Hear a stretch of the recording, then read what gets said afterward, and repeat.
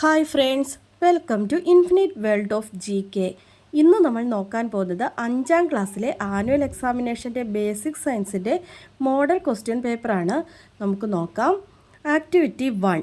The leaves of plants around us are arranged in different patterns. The arrangement of leaves of hibiscus, ചെമ്പരത്തി, തുളസി and blackboard tree, ഏഴിലംപാല is given. നമുക്ക് ചുറ്റും കാണുന്ന ചെടികളുടെ ഇലകളൊക്കെ നിങ്ങൾ ശ്രദ്ധിച്ചിട്ടുണ്ടാവുമല്ലോ. അവയുടെയൊക്കെ arrangements പല തരത്തിലാണ് അല്ലേ. ഇവിടെ 3 ചിത്രം തന്നിട്ടുണ്ട്. ഹിബിസ്കസ്, ചെമ്പരത്തി, തുളസി, ഏഴിലംപാല. അവയുടെ ഇല നോക്കിക്കേ, അവയെല്ലാം പല തരത്തിലാണ് അറേഞ്ച്മെൻറ്റ് ചെയ്തിരിക്കുന്നത് അല്ലേ. ആദ്യത്തേത് കണ്ടോ, ഒന്ന് കഴിഞ്ഞിട്ട് ഒന്ന്, ഓൾട്ടർനേറ്റിലാണ്. അടുത്തത് ഓപ്പോസിറ്റ്, അങ്ങോട്ടും ഇങ്ങോട്ടും. അടുത്തതോ ഏഴിലംപാല. ഏഴിലംപാലയുടെ ഇല നോക്കിക്കേ, അവ ചുറ്റിനും അറേഞ്ച് ചെയ്തിരിക്കുകയാണ് അല്ലേ. അത് ചുറ്റിനും സർക്കിൾ പോലെ അറേഞ്ച് ചെയ്തിരിക്കുകയാണ്. അതിന് ഹോൾഡ് എന്നാണ് പറയുക. ഇത് നിങ്ങൾ ഓർത്ത് വയ്ക്കുക. നമ്മുടെ ചോദ്യം ഇതാണ്: classify the given plants based on the arrangement of their leaves.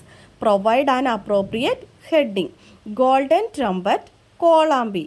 Sunflower, guava, oleander. അരളി, മാംഗോ, ലൂക്കാസ്, തുമ്പ. അതായത് ഇവിടെ തന്നിരിക്കുന്ന ഈ പ്ലാന്റ്സ് ലീഫിൻ്റെ അറേഞ്ച്മെൻറ്റ് അനുസരിച്ചിട്ട് ക്ലാസിഫൈ ചെയ്ത് എഴുതാനാണ് നമ്മളോട് പറഞ്ഞിരിക്കുന്നത്. അതിന് അപ്രോപ്രിയേറ്റ് ആയിട്ടുള്ള ഹെഡിങ് കൊടുക്കാനും പറഞ്ഞിട്ടുണ്ട്. അപ്പോൾ നമ്മൾ 3 തരത്തിലുള്ള ലീഫ് അറേഞ്ച്മെൻറ്റിനെ കുറിച്ച് പറഞ്ഞു. അതനുസരിച്ചാണ് എഴുതേണ്ടത്. ആദ്യത്തേത് ഓൾട്ടർനേറ്റ്. ഏതൊക്കെയാണ് ഓൾട്ടർനേറ്റിൽ വരുന്നത്? Sunflower, mango. അടുത്തത് ഓപ്പോസിറ്റ് ആണ്. ഓപ്പോസിറ്റിൽ ഏതൊക്കെയാണ് വരിക? ഗുവ, ലൂക്കാസ്, തുമ്പ. അടുത്തത് ഹോൾഡ്. ഹോൾഡ് എന്ന് പറഞ്ഞാൽ സർക്കിൾ പോലെ ചുറ്റിനും ഇലകൾ ഉണ്ട്. അതേതൊക്കെയാണ്? ഗോൾഡൻ ട്രംപറ്റ്, കോളാമ്പി, ഒലിയാൻഡർ, അരളി. അവയാണ് ഹോൾഡിൽ വരുന്നത്. അപ്പോൾ 3 നിങ്ങൾക്ക് മനസ്സിലായി കാണുമെന്ന് വിചാരിക്കുന്നു. അടുത്തത് ബി ക്വസ്റ്റ്യൻ ആണ്. Is there a necessity for plants to have different leaf arrangements? Justify your answer. അതായത് ഇങ്ങനെയുള്ള ലീഫ് അറേഞ്ച്മെൻറ്റ്സ്, പലതരത്തിലുള്ള ലീഫിൻ്റെ അറേഞ്ച്മെൻറ്റ്സ് ആവശ്യമുണ്ടോ പ്ലാന്റ്സിന്? എന്തുകൊണ്ടാണ്? ആവശ്യമുണ്ടെങ്കിൽ അത് എന്തുകൊണ്ടാണെന്നാണ് നമ്മളോട് ചോദിച്ചിരിക്കുന്നത്. ആവശ്യമുണ്ട് അല്ലേ. എന്തുകൊണ്ടാണ്? The leaves of plants are arranged in such a way that they receive maximum sunlight. ഇങ്ങനെയുള്ള പലതരത്തിലുള്ള അറേഞ്ച്മെൻറ്റ്സ് ഉണ്ടെങ്കിൽ മാത്രമേ അവയ്ക്ക് മാക്സിമം സൺലൈറ്റ് ലഭിക്കുകയുള്ളൂ. മാക്സിമം സൺലൈറ്റ് ലഭിച്ചാൽ മാത്രമേ ഫോട്ടോസിന്തസിസ് നടക്കുകയുള്ളൂ അല്ലേ. അതുകൊണ്ട് തന്നെ അവയ്ക്ക് ഡിഫറെൻറ്റ് ടൈപ്സിലുള്ള ലീഫ് അറേഞ്ച്മെൻറ്റ്സ് ആവശ്യമാണ്. അടുത്ത ചോദ്യം: I help plants in photosynthesis. I am green in colour. My presence is the reason why plants appear green. Can you name me? ഞാൻ പ്ലാന്റ്സിനെ ഫോട്ടോസിന്തസിസിന് സഹായിക്കുന്നു. എനിക്ക് പച്ച നിറമാണ്. എൻ്റെ പ്രസൻസ് കാരണമാണ് പ്ലാന്റ്സിന് പച്ച നിറം ലഭിച്ചിരിക്കുന്നത്. ഞാൻ ആരാണ്? എൻ്റെ പേരെന്താണ്? എന്താണ്? ക്ലോറോഫിൽ. ക്ലോറോഫിലാണ് പ്ലാന്റ്സിൻ്റെ പച്ച നിറത്തിന് കാരണമല്ലേ. അപ്പോൾ ആൻസർ ക്ലോറോഫിൽ. ബാക്കിയുള്ളതും കൂടി ഓർത്ത് വയ്ക്കണം കേട്ടോ. റെഡ് അഥവാ ചുവപ്പ് നിറത്തിന് കാരണം എന്താണ്? ആന്തോസയാനിൻസ്. ഓറഞ്ച് നിറത്തിന് കാരണം കരോട്ടീൻസ്. അടുത്തത് യെല്ലോ അല്ലെങ്കിൽ മഞ്ഞ നിറത്തിന് കാരണം എന്താണ്? സാന്തോഫിൽ. ഇതുകൂടി ഓർത്ത് വയ്ക്കണം കേട്ടോ. ഇമ്പോർട്ടൻ്റ് പാർട്ടാണ്, ഇത് ഓർത്ത് വയ്ക്കണം. അടുത്തത് activity 2. The cotyledons of bean, പയർ ആൻഡ് മെയ്സ്, ചോളം are given. These plants have some characteristic differences. ഇവിടെ 2 ചിത്രം തന്നിട്ടുണ്ട്. Cotyledons of bean and maize. ചോളത്തിൻ്റെയും പയറിൻ്റെയും കോട്ടിലിഡൻസിൻ്റെ ചിത്രം ഇവിടെ തന്നിട്ടുണ്ട്. ഈ പ്ലാന്റ്സ് തമ്മിൽ കുറച്ച് ക്യാരക്ടറിസ്റ്റിക് ഡിഫറൻസ് ഉണ്ട്. നമ്മളോട് ഇവിടെ തന്നിരിക്കുന്ന ടേബിൾ കംപ്ലീറ്റ് ചെയ്യാനാണ് പറഞ്ഞിരിക്കുന്നത്. പ്ലാന്റിൻ്റെ പേര് എന്താണ്? ബീൻ. ആദ്യത്തേത് ബീൻ. വിനേഷൻ പാറ്റേൺ എങ്ങനെയാണ്? ബീനിലെ വിനേഷൻ എങ്ങനെയാണ്? റെറ്റിക്കുലേറ്റ് വിനേഷനാണ്. Root type tap root. മെയ്സിലോ വിനേഷൻ എന്താണ്? Parallel venation. റൂട്ട് ടൈപ്പ് ഏതാണ്? Fibrous root.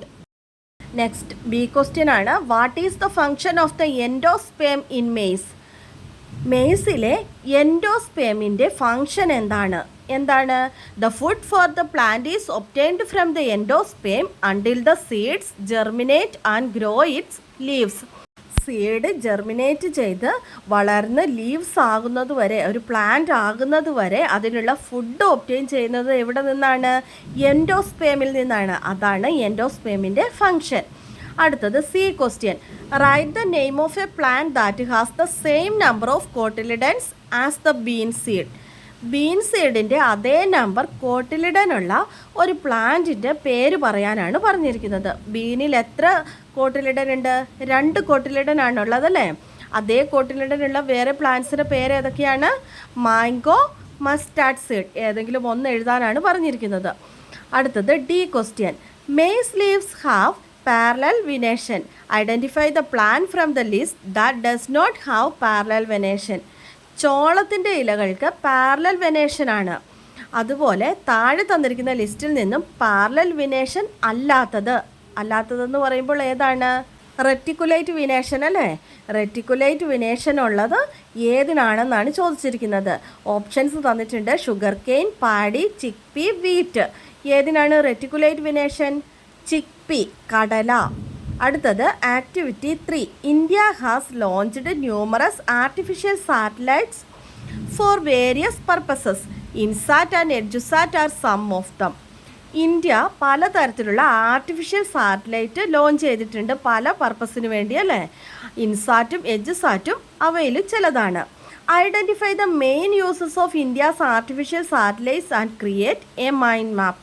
ഇന്ത്യയുടെ ആർട്ടിഫിഷ്യൽ സാറ്റലൈറ്റ്സ് അഥവാ കൃത്രിമ ഉപഗ്രഹങ്ങളുടെ മെയിൻ യൂസസ്, ഉപയോഗങ്ങൾ എന്തൊക്കെയാണെന്ന് ഐഡൻറ്റിഫൈ ചെയ്ത് എഴുതാനാണ് നമ്മളോട് പറഞ്ഞിരിക്കുന്നത്. എന്തൊക്കെയാണ്? സാറ്റലൈറ്റ് കമ്മ്യൂണിക്കേഷൻ, എഡ്യൂക്കേഷൻ, വിദ്യാഭ്യാസത്തിന് ആവശ്യമാണ്. നാവിഗേഷൻ, ജിയോഗ്രാഫിക്കൽ ഒബ്സർവേഷൻ, ഭൂമിശാസ്ത്രപരമായ ഒബ്സർവേഷൻ ആവശ്യമാണ്. ആസ്ട്രോണമി ആൻഡ് ആസ്ട്രോഫിസിക്സ് റിസർച്ച്, ജ്യോതിശാസ്ത്രപരമായ റിസർച്ചിനും പഠനത്തിനുമൊക്കെ ആവശ്യമാണ്. ഡിഫെൻസിന് ആവശ്യമാണ്. അടുത്തത് B question. Write the name of the Indian system similar to GPS. GPS-ഉമായി സിമിലർ ആയിട്ടുള്ള ഇന്ത്യൻ സിസ്റ്റത്തിൻ്റെ പേരെഴുതുക. എന്താണ്? Indian regional navigation satellite system അഥവാ IRNSS, also known as NavIC. Navigation with Indian constellation. ഇതിലേതെങ്കിലും ഒരു പേരെഴുതിയാൽ മതി. IRNSS അല്ലെങ്കിൽ NavIC. Next question C. The sun is the centre of the solar system.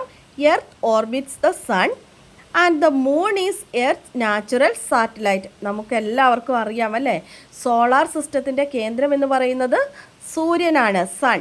നമ്മുടെ ഭൂമി സൂര്യനെ വലയം വയ്ക്കുന്നു. ഭൂമിയുടെ നാച്ചുറൽ ആയിട്ടുള്ള ഉപഗ്രഹമാണ് എന്ത്? മൂൺ അഥവാ ചന്ദ്രൻ. Alpha century A is the closest star to the sun. Alpha century A ആണ് സൂര്യനോട് ഏറ്റവും അടുത്ത star. The following are different celestial bodies arranged in increasing size. Choose the correct order.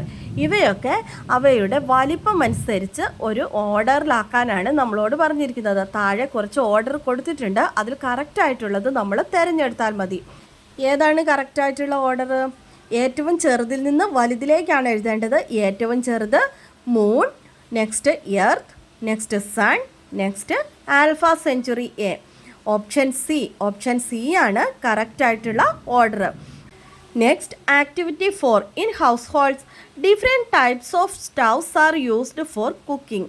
നമ്മുടെ നിത്യജീവിതത്തിൽ നമ്മൾ പലതരത്തിലുള്ള സ്റ്റൗ ഉപയോഗിക്കാറുണ്ട്. പാചകത്തിന് വേണ്ടി നമ്മൾ പലതരത്തിലുള്ള സ്റ്റൗ ഉപയോഗിക്കാറുണ്ടല്ലേ. ക്വസ്റ്റ്യൻ ഇതാണ്: what types of stoves R mentioned above. മുകളിൽ കുറച്ച് ചിത്രം തന്നിട്ടുണ്ട്. ഏതൊക്കെയാണ് അവ എന്നാണ് ചോദിച്ചിരിക്കുന്നത്. ആദ്യത്തേത് എന്താണ്? വിറകടുപ്പാണ് അല്ലേ, ഫയർവുഡ് സ്റ്റൗ. രണ്ടാമത്തേത് ഗ്യാസ് സ്റ്റൗ. മൂന്നാമത്തേത് കെറോസിൻ സ്റ്റൗ. അടുത്ത question: what factors should be considered to ensure that firewood burns well in a traditional stove. നമ്മുടെ വിറകടുപ്പിൽ ഫുഡ് പാകം ചെയ്യുമ്പോൾ ഈ അടുപ്പ് നന്നായി കത്തണമെങ്കിൽ എന്തൊക്കെ കാര്യങ്ങൾ നമ്മൾ കൺസിഡർ ചെയ്യണമെന്നാണ് ഇവിടെ ചോദിച്ചിരിക്കുന്നത്. നമ്മൾ എന്തൊക്കെ കാര്യങ്ങൾ ശ്രദ്ധിക്കണം? യൂസ് ഡ്രൈ വുഡ്സ്, അതായത് നന്നായി ഉണങ്ങിയ വിറക് ഉപയോഗിക്കണം. Use lid on cooking utensils, അതായത് നമ്മൾ ഉപയോഗിക്കുന്ന പാത്രങ്ങളൊക്കെ അടച്ചു വെച്ച് ഉപയോഗിക്കണം. Sweep the chimney and remove ashes. ചിമ്മിനിയൊക്കെ നമ്മളെപ്പോഴും വൃത്തിയായി ഉപയോഗിക്കണം. അതുപോലെ തന്നെ റിമൂവ് ആഷസ്, അതായത് അടുപ്പിലെ ചാരം, വിറക് കത്തുമ്പോൾ ഉണ്ടാകുന്ന ചാരമില്ലേ, അതൊക്കെ വൃത്തിയാക്കണം, എപ്പോഴും റിമൂവ് ചെയ്യണം. Next question, design an experiment to prove that air is necessary for combustion. അതായത് കത്താൻ വേണ്ടി എയർ ആവശ്യമാണെന്ന് പ്രൂവ് ചെയ്യുന്ന ഒരു എക്സ്പെരിമെൻറ്റ് എഴുതാനാണ് നമ്മളോട് പറഞ്ഞിരിക്കുന്നത്. നമുക്ക് നോക്കാം.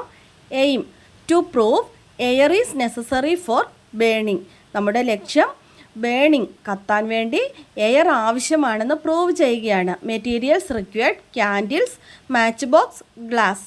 നമുക്ക് മെഴുകുതിരികൾ വേണം, മാച്ച് ബോക്സ് കത്തിക്കാൻ ആവശ്യമായ തീപ്പെട്ടി വേണം, ഗ്ലാസ് വേണം. Procedure, take 2 candles of the same size. ഒരുപോലെയുള്ള 2 മെഴുകുതിരികൾ എടുക്കുക. ലൈറ്റ് ബോത്ത് ദ ക്യാൻഡിൽസ്, 2 മെഴുകുതിരികളും കത്തിക്കുക. Cover 1 of them with a glass. ഒരെണ്ണം നമ്മൾ അടച്ചു വയ്ക്കുക, ഗ്ലാസ് വെച്ച് മൂടി വയ്ക്കുക. ഒബ്സർവ് ബോത്ത് ദ ക്യാൻഡിൽസ്, 2 ക്യാൻഡിലും നമ്മൾ ഒബ്സർവ് ചെയ്യുക. ഒബ്സർവേഷൻ എന്താണ്? The candle flame is put out when it is covered with a glass. നമ്മൾ ഗ്ലാസ് വെച്ച് മൂടിയ മെഴുകുതിരി മാത്രം കെട്ടുപോകും, അത് കത്തില്ല അല്ലേ? Inference, air is necessary for the burning of all substances. When the candle light is covered with the glass, the air present in it is completely എക്സ്ഹോസ്റ്റഡ്.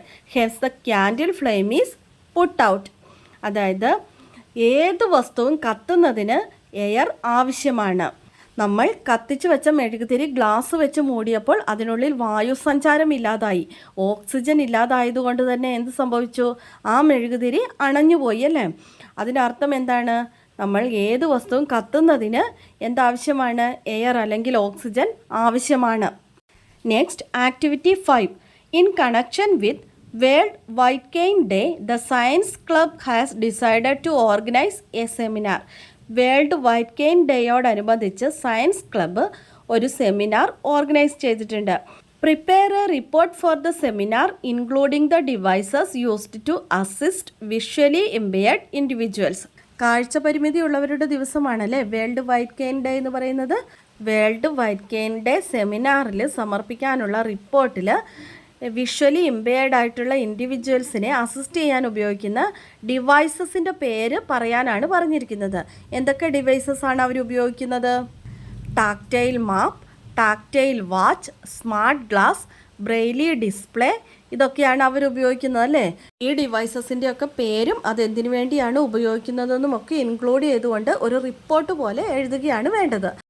What is the name of the system used by visually impaired individuals for reading and writing? കാഴ്ച പരിമിതിയുള്ളവർ വായിക്കാനും എഴുതാനും ഉപയോഗിക്കുന്ന സിസ്റ്റത്തിന് പറയുന്ന പേരെന്താണ്? Braille system. Next, C question. Design a poster for the schools poster making competition to promote eye donation. Eye ഡൊണേഷനെ promote ചെയ്യുന്ന ഒരു പോസ്റ്റർ തയ്യാറാക്കാനാണ് പറഞ്ഞിരിക്കുന്നത്. നിങ്ങൾക്ക് എല്ലാവർക്കും അറിയാം അല്ലേ പോസ്റ്റർ എങ്ങനെയാണ് തയ്യാറാക്കേണ്ടതെന്ന്. അപ്പോൾ നമ്മൾ ഐ ഡൊണേഷനെ പ്രൊമോട്ട് ചെയ്യുന്ന തരത്തിലുള്ള കണ്ണിൻ്റെയൊക്കെ ചിത്രമൊക്കെ വരച്ച് മനോഹരമാക്കി ഒരു പോസ്റ്റർ തയ്യാറാക്കുക. അതുപോലെ തന്നെ അതിനെന്തെങ്കിലും ഒരു ക്യാപ്ഷൻ പോലെ ഒരു വാക്യവും കൂടി കൊടുക്കണം കേട്ടോ, അത് മറന്നു പോകരുത്. നെക്സ്റ്റ്, ആക്ടിവിറ്റി 6 ആണ്. Animals have different organs that help them understand their surroundings. These are called sense organs. മൃഗങ്ങൾക്ക് അവയുടെ സറൗണ്ടിങ്സ് മനസ്സിലാക്കുന്നതിന് വേണ്ടി ഡിഫറെൻറ്റ് ഓർഗൻസ് ഉണ്ട്. ആ ഓർഗൻസിനെയാണ് നമ്മൾ എന്ത് പറയുന്നത്? സെൻസ് ഓർഗൻസ് എന്ന് പറയുന്നത്. Which organ helps butterflies recognise taste. ബട്ടർഫ്ലൈസിന് ടേസ്റ്റ് മനസ്സിലാക്കാൻ സഹായിക്കുന്ന ഓർഗൻ ഏതാണ്? ലെഗ്സ്, അവയുടെ കാലുകളാണ്. Next question B. Eyes help us to see the beautiful sight of this world. നമ്മുടെ കണ്ണുകളാണ് ഈ ലോകത്തിലെ ബ്യൂട്ടിഫുൾ ആയിട്ടുള്ള കാഴ്ചകളൊക്കെ കാണാൻ സഹായിക്കുന്നത്. What are the healthy habits we should follow to maintain good eye health. നമ്മുടെ കണ്ണുകളുടെ ആരോഗ്യത്തിന് നമ്മൾ മെയിൻറ്റെയിൻ ചെയ്യേണ്ട ഗുഡ് ഹാബിറ്റ്സ്, ഹെൽത്തി ഹാബിറ്റ്സ് ഏതൊക്കെയാണെന്നാണ് ചോദിച്ചിരിക്കുന്നത്. Do not rub the eyes, do not touch inside the eye. അതായത് നമ്മൾ കണ്ണുകൾ ഇങ്ങനെ തിരുമാനും കണ്ണുകളുടെ ഉള്ളിൽ ടച്ച് ചെയ്യാനൊന്നും പാടില്ല. Do not watch television in dim light. Dim ലൈറ്റിൽ ടെലിവിഷൻ കാണാൻ പാടില്ല. Do not use mobile phones, computer, television etcetera for a long period of time. ഒരുപാട് നേരം മൊബൈലിൻ്റെയും കമ്പ്യൂട്ടറിൻ്റെയും ടെലിവിഷൻ്റെയും ഒന്നും മുൻപിൽ ഇരുന്ന് കാണാൻ പാടില്ല. Do not use the handkerchief used by others. മറ്റുള്ളവർ ഉപയോഗിച്ച ഹാൻഡ് കർച്ചീഫ്സ് നമ്മൾ ഉപയോഗിക്കാൻ പാടില്ല. Read in a well lit place. നമ്മൾ വായിക്കുമ്പോൾ നന്നായി വെളിച്ചമുള്ള റൂമിലിരുന്ന് വേണം വായിക്കാൻ. Next, get the eyes tested periodically. ഇടയ്ക്കിടയ്ക്ക് നമ്മുടെ കണ്ണുകളൊക്കെ ഒന്ന് ഡോക്ടറെ അടുത്ത് പോയി ടെസ്റ്റൊക്കെ ചെയ്യുക. Include fruits, leafy and other vegetables in the diet.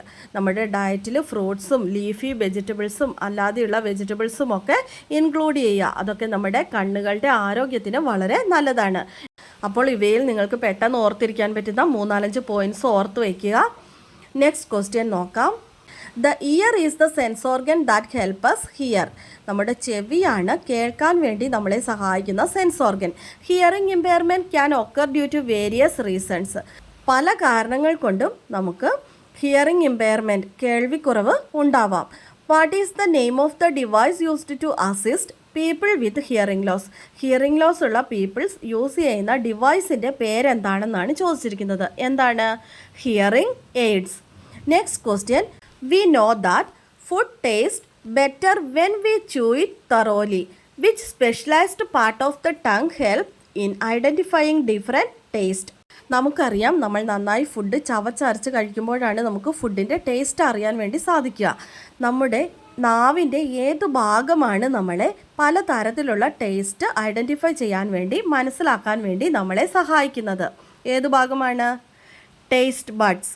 നമ്മുടെ നാവിലെ ടേസ്റ്റ് ബഡ്സ് ആണ് നമ്മളെ ഡിഫറെൻറ്റ് ടേസ്റ്റ് മനസ്സിലാക്കാൻ വേണ്ടി സഹായിക്കുന്നത്. Next, activity 7. In the animal kingdom, insects are diverse group of organisms. The larva of some insects are known as worms. Animal കിങ്ഡത്തിൽ പലതരത്തിലുള്ള insects ഉണ്ട്. അവയുടെ ലാർവയെ വേംസ് എന്നാണ് അറിയപ്പെടുന്നത്. Manu is preparing a table of insects and their larvas in a class. Manu ഇവിടെ ഒരു table തയ്യാറാക്കിയിട്ടുണ്ട്. പലതരത്തിലുള്ള ഇൻസെക്ട്സും അവയുടെ ലാർവയും. അതിൽ കുറച്ച് മിസ്റ്റേക്സ് ഉണ്ട്. അത് കറക്റ്റ് ചെയ്യാൻ മനുവിനെ സഹായിക്കാനാണ് നമ്മളോട് പറഞ്ഞിരിക്കുന്നത്. നമുക്ക് നോക്കാം. ആദ്യത്തെ ഇൻസെക്ട്സ് ഏതാണ്? ബട്ടർഫ്ലൈ. ബട്ടർഫ്ലൈയുടെ ലാർവ എന്താണ്? കാറ്റർപില്ലർ. കാറ്റർപില്ലർ ആണ് ബട്ടർഫ്ലൈയുടെ ലാർവ. മോസ്കിറ്റോയുടെ ലാർവ എന്താണ്? റിഗിൾസ്. റിഗിൾസ് ആണ് മോസ്കിറ്റോയുടെ ലാർവ. ബീറ്റിൽ. ബീറ്റിലിൻ്റെ ലാർവ എന്താണ്? ഗ്രബ്സ്. അടുത്തത് ഡ്രാഗൺ ഫ്ലൈ. ഡ്രാഗൺ ഫ്ലൈയുടെ ലാർവയുടെ പേരെന്താണ്? നയാഡ്. അതവിടെ കറക്റ്റായിട്ടാണ് കൊടുത്തിരിക്കുന്നത് അല്ലേ? ഇവിടെ കുഴിയാന തന്നിട്ടുണ്ട്. കുഴിയാന എന്തിൻ്റെ ലാർവയാണ്? And lion ലേസ്വിങ്സിൻ്റെ ലാർവയാണ് കുഴിയാന. അതുകൂടി ഒന്ന് ഓർത്ത് വെച്ചേക്കുക. Next question. Observe the diagram of the metamorphosis stages of a cockroach and answer the following questions. ഇവിടെ ഒരു ഡയഗ്രാം തന്നിട്ടുണ്ട്. അത് നമ്മൾ നോക്കുക. What is the name given to the young ones that hatch from cockroach egg. കോക്രോച്ചിൻ്റെ എഗ്ഗിൽ നിന്ന് hatch ചെയ്ത് വരുന്ന യങ് വൺസ്, അതായത് ലാർവയ്ക്ക് പറയുന്ന പേരെന്താണ്? എന്താണ്? നിംഫ്. നിംഫ് എന്നാണ് പറയുന്നത്. Next question. Explain the different stages of cockroach metamorphosis. കോക്രോച്ചിൻ്റെ മെറ്റാമോർഫോസിസിൻ്റെ ഡിഫറെൻറ്റ് സ്റ്റേജസിനെ കുറിച്ച് എക്സ്പ്ലെയിൻ ചെയ്യാനാണ് പറഞ്ഞിരിക്കുന്നത്. അത് നിങ്ങളുടെ പുസ്തകത്തിൽ തന്നെ കൊടുത്തിട്ടുണ്ട്. നമുക്ക് നോക്കാം. They are called നിംഫ്സ്. കോക്രോച്ചിൻ്റെ ലാർവയ്ക്ക് പറയുന്ന പേരാണ് nymphs. Nymph go through different stages of growth and becomes a fully grown cockroach. Nymph പല സ്റ്റേജസിലൂടെ കടന്നു പോയിട്ടാണ് ഒരു ഫുള്ളി ഗ്രോൺ കോക്രോച്ചായി മാറുന്നത്. During these stages the nymph sheds it outer shell many times. അതായത് നിംഫ് കോക്രോച്ചായി മാറുന്നത് വരെ അതിൻ്റെ ഔട്ടർ ഷെല്ല് പലതവണ ഇങ്ങനെ ഷെഡ് ചെയ്തുകൊണ്ടിരിക്കും. അതായത് നിംഫിൻ്റെ പുറംതോട് അതിങ്ങനെ കൊഴിഞ്ഞു പോയിക്കൊണ്ടിരിക്കും. പലതവണ കൊഴിഞ്ഞു പോയിട്ട് ലാസ്റ്റാണ് അത് ഒരു ഫുള്ളി ഗ്രോൺ കോക്രോച്ചായി മാറുന്നത്. ഇതാണ് കോക്രോച്ചിൻ്റെ മെറ്റാമോർഫോസിസ്. നെക്സ്റ്റ് ഒരു സി ക്വസ്റ്റ്യൻ കൂടിയുണ്ട്. What are the benefits of worms. വേംസിൻ്റെ ബെനഫിറ്റ്സ് എന്തൊക്കെയാണ്? നിങ്ങളുടെ പുസ്തകത്തിൽ ഒരു ചിത്രം തന്നിട്ട് അതിന് ചുറ്റും 3 ബെനഫിറ്റ്സും കൂടി തന്നിട്ടുണ്ട്. അത് നമ്മളിവിടെ ഒന്നിച്ച് ചേർത്ത് എഴുതിയിരിക്കുകയാണ്. Worms play a major role in keeping the balance of the ecosystem. They keep the surroundings clean by eating dead creatures and food waste. ഈ വേംസ് നമ്മുടെ എക്കോസിസ്റ്റം ബാലൻസ് ചെയ്യാൻ വേണ്ടി ഒരു മേജർ റോൾ വഹിക്കുന്നുണ്ട്. നമ്മുടെ സറൗണ്ടിങ്സ് ഒക്കെ അത് ഡെഡ് ആയിട്ടുള്ള ക്രിയേച്ചേഴ്സിനെയും ഫുഡ് വേസ്റ്റും ഒക്കെ കഴിച്ചുകൊണ്ട് അത് ക്ലീൻ ചെയ്യുകയാണ് അല്ലേ. They are many creatures that feed on worms. പലതരത്തിലുള്ള ക്രിയേച്ചേഴ്സ് ഈ വേംസിനെ ഫീഡ് ചെയ്യുന്നതുമുണ്ട്, അവയെ കഴിക്കുന്നതുമുണ്ട്. They cannot exist without insects and worms. ഈ വേംസിനെ കഴിച്ച് ജീവിക്കുന്ന ജീവികൾക്ക് അവയില്ലാതെ ജീവിക്കാൻ വേണ്ടി സാധിക്കുകയില്ല. The insects that grow from worms pollinate many flowers. അതുപോലെ തന്നെ ഈ വേംസിൽ നിന്നുണ്ടാകുന്ന ഇൻസെക്ട്സ് ആണ് പല ഫ്ലവേഴ്സ് പോളിനേറ്റ് ചെയ്യാൻ വേണ്ടി സഹായിക്കുന്നത്. അപ്പോൾ ഇതൊക്കെയാണ് ബെനിഫിറ്റ്സ് ഓഫ് വേംസ്. നമ്മുടെ ചോദ്യങ്ങൾ ഇവിടെ കഴിഞ്ഞിരിക്കുകയാണ്. നിങ്ങൾക്ക് എല്ലാവർക്കും മനസ്സിലായി കാണുമെന്ന് വിചാരിക്കുന്നു. എല്ലാവരും ഒന്ന് ലൈക്ക് ചെയ്യാനും ഷെയർ ചെയ്യാനും അതുപോലെ തന്നെ സബ്സ്ക്രൈബ് ചെയ്യാത്ത കൂട്ടുകാരുണ്ടെങ്കിൽ ഒന്ന് ചാനൽ സബ്സ്ക്രൈബ് ചെയ്യാനും മറക്കരുത് കേട്ടോ. അതുപോലെ തന്നെ അടുത്ത ദിവസത്തെ എക്സാമിന് വേണ്ടി എല്ലാവരും നന്നായി പഠിക്കുക, പ്രാക്ടീസ് ചെയ്യുക. അടുത്ത ദിവസം പുതിയൊരു വീഡിയോയുമായി നമുക്ക് വീണ്ടും കാണാം. Thanks for watching.